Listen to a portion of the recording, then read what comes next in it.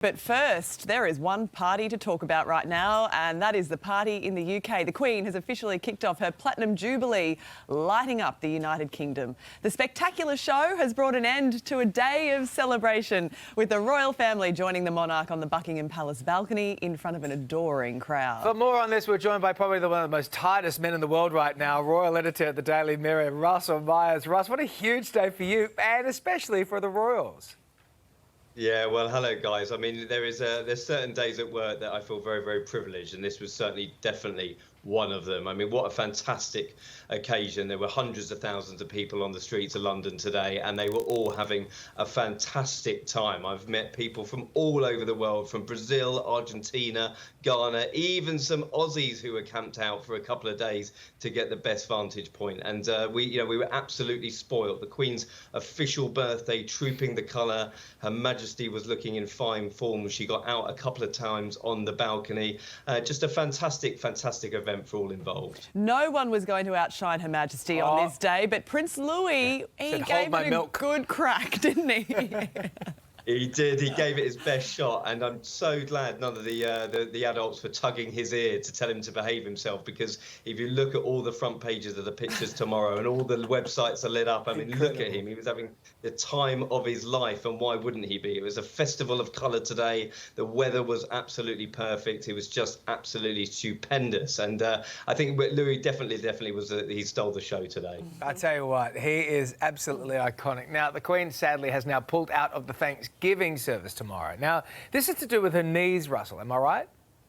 Yeah, I mean, listen, she's 96 and she's just put in such a massive shift over, gosh, 70 years, can you believe? That's what we're all here celebrating. But definitely over the last few weeks, she's still been out and about. We've seen her opening a new tube line called the Elizabeth line on the Underground in London. She was at the Chelsea Flower Show.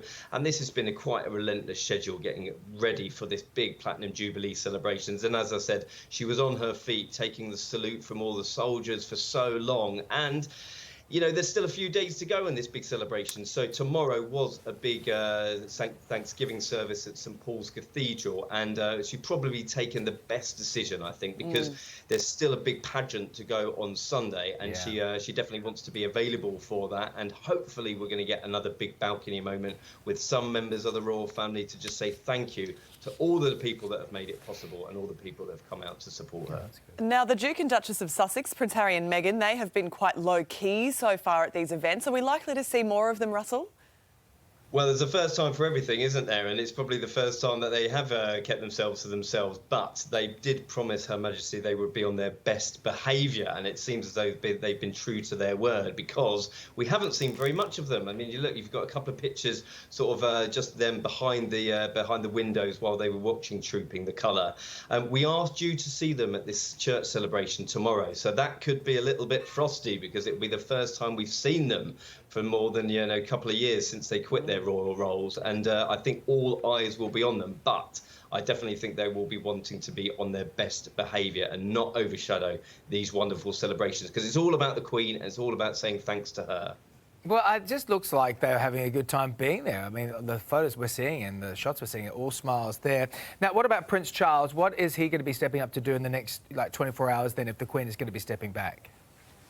Well, today we saw him, taking on the parade. I mean, he was front and centre today. He was flanked by Prince William and Princess Anne, and he was sort of taking that big role which the Queen has done for so many years. But, as you said, her knees are a little bit shaky these days, so that she can't get on a horse like she used to. Tomorrow he will be sort of leading the sort of Thanksgiving service, those commemorations to such an incredible innings from the Queen and this 70 years of dedication and service.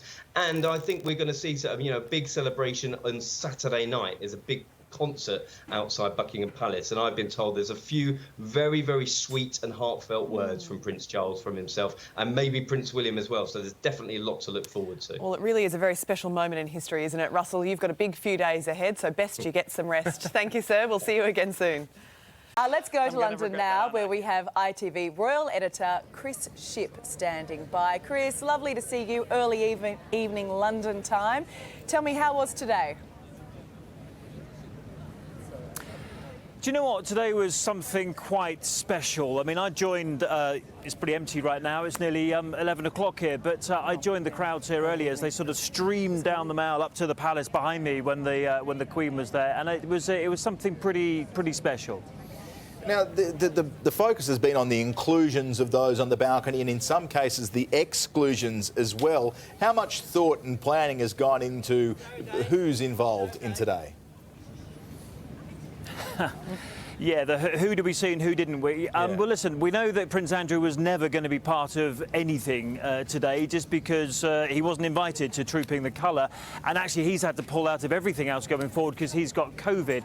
I think the other interesting part of today was actually Harry and Meghan. They came here and they did actually what they said they were going to do, which was to keep a very low profile. In fact, there was only one camera that kind of saw them through the windows of Horse Guard Parade. Not many other people did, and I think they did promise to keep it simple before they arrived, and it looks like they are sticking to their word. Well, they didn't upstage the Queen today, but you know who did, of course? Prince Louis. How was that moment on the balcony? It was so cute. Yeah, I mean, it was quite something, wasn't it? Like, he saw the planes go up overhead, as we all did. Did you see those planes in that sort of 70 formation that went overhead? Yeah. It was quite something.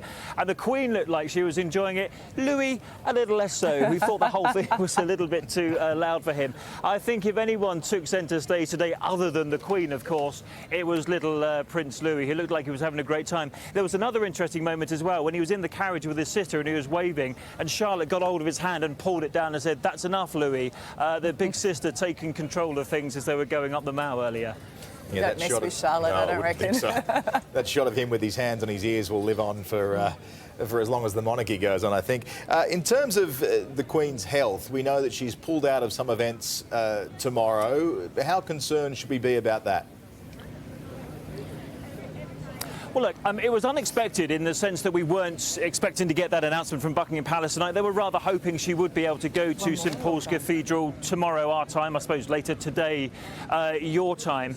But not unexpected in that the new normal with the Queen is that we don't know for sure she's going to go to something until she pretty much turns up. And I think, you know, 96 years old, she had a pretty long day today. We did see her tonight start that beacon lighting process at Windsor Castle. I have to say, I thought she looked a bit frail, but what 96-year-old doesn't. And that means that St Paul's Cathedral, for her at least tomorrow, is now off. And we wait to see what she can make on Saturday and Sunday as we go through the 4 days of this Jubilee celebration. I mean, Chris, we may never see another reign like this, 70 years on the throne. Can I ask, what does the Queen and what does this celebration mean to you personally?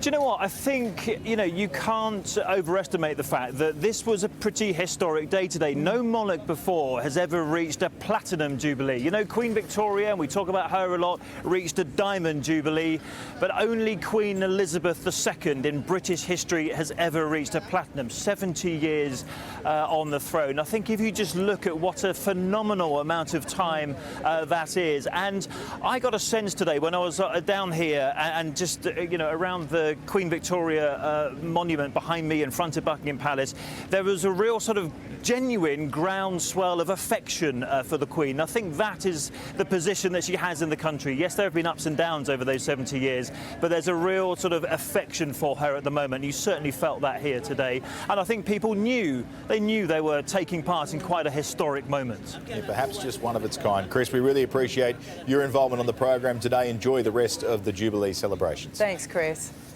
G'day, it's Ali. And Karl. Thanks for watching the Today YouTube channel. Subscribe now for brand new videos every day and exclusive bonus clips. Ali, say please. Please? Why? Please? I don't know.